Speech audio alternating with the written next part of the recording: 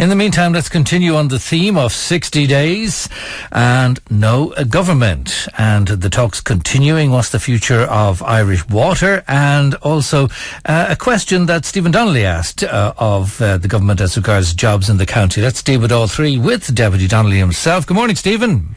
Declan, good morning. Good morning to you. And do you know anything about these talks?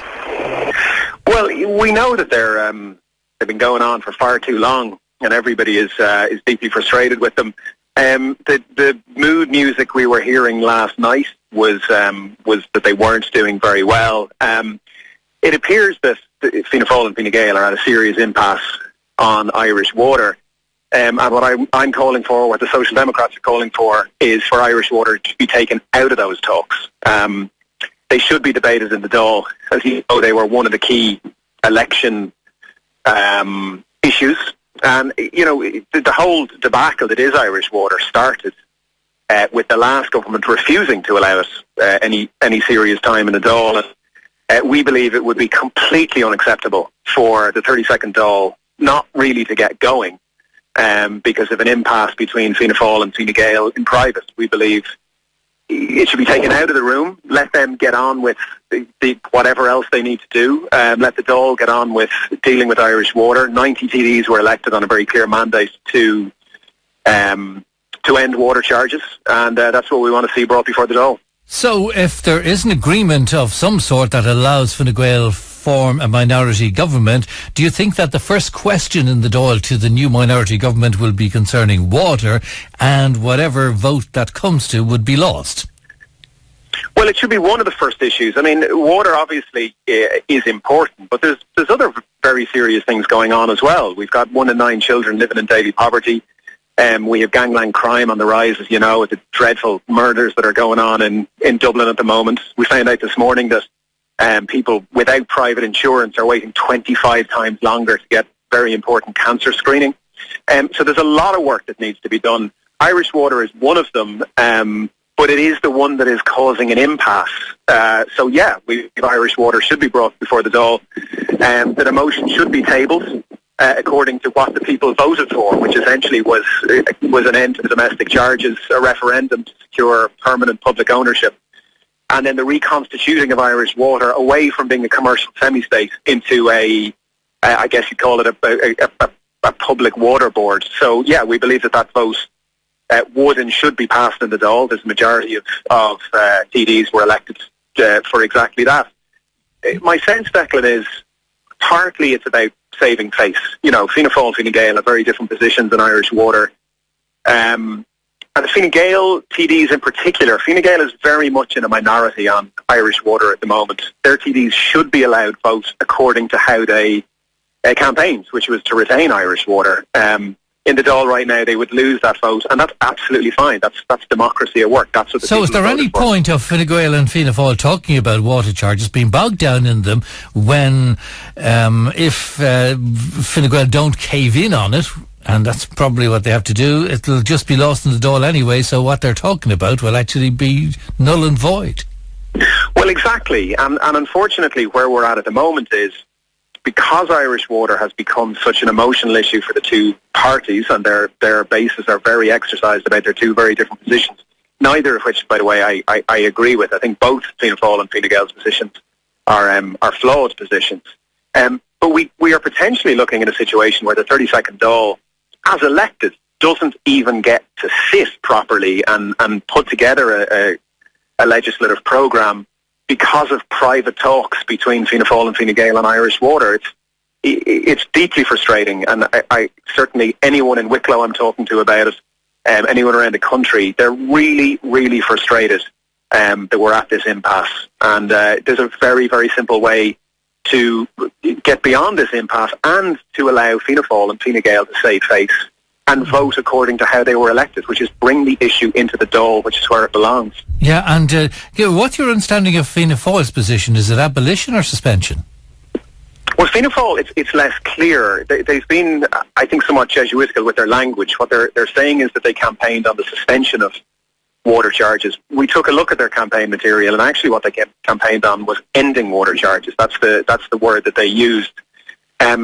Personally, I think Fianna Fáil's position is arguably the least tenable of any of them, because my understanding what Fianna Fáil is proposing is that we go back to the local authorities with water. Now, that hasn't worked. It costs twice as much money in Ireland, in the Republic, to provide water per person as it does in Northern Ireland. You know, pretty similar geographies and population densities. The water charges should never have been brought in, and a commercial semi-state should not have been set up. But the basic idea of bringing together this very disparate water system to one place to allow the engineers do the work that, in fairness, they're doing, including things we know, like upgrading Bartry, like getting a wastewater treatment plant into Arklow, that's a good idea because it saves money, and that money should be used to invest in the system rather than charging people. And, of course, you know, the big secret on the water charges that you know, the government would prefer none of us know, is that the money being paid out in domestic water charges only covers the cost of collecting the money. It's not being used to provide water. It's not being used to upgrade the system. So I think Fine Gael's position is not a tenable position, because it's essentially saying charge people to cover the cost of charging them. That's not sensible. That's not responsible. Fianna Fáil's position is basically go back to the local authorities, which means there wouldn't be money available to upgrade the system, because you don't get the savings that you get by bringing them all together. So from a personal, doing it more efficiently. From ordinary Joe Soap point of view, should people stop paying? Should not start paying? I mean, what's your view? What do you do? Well, I think really it's a personal call for anybody to make. As it happens, I haven't paid, but it's really not based on an ideological position. It's based more on the fact that we've been moving the house, so I don't have a particularly strong feeling on it. I know that a lot of people have stopped paying to wait to see what happens, and the reality is, Declan, like a majority of TDs were elected with a very clear mandate to end the charges. I believe they should be ended. That you do what the engineers are doing. I think the engineers are doing a good job. We are getting movement on Arklow. We are getting movement on Bartry, which hadn't happened in quite some time. You take those savings, the very sizable savings to be had by bringing these, I think it's about 34 different water operations together into one, and that's the money you use to upgrade the system, because we all know the system has to be upgraded. Yeah, I'm going to ask you two quick questions, and then you, just on what you've asked in the Dáil. One is from Paul Brennan in Arklow and others as well. Can you ask Stephen why did he ask people to vote for him last time when he had no intention of going into government? He's just like Sinn Féin, sitting on the fence, criticising everybody else. Well, look, what we did on day one, Declan, is we met with Fianna Fáil, we met with Fine Gael. We had very constructive conversations with both of them. And then we stated publicly that nothing could be done until Fianna Fáil and Fine Gael came to some sort of agreement. Now, I don't particularly favour a Fianna Fáil or a Fine Gael-led government, but like, we are Democrats, and they're the numbers we have to deal with. So we didn't want to waste any time. Now, the Independents went in and negotiated in good faith, and they had to leave.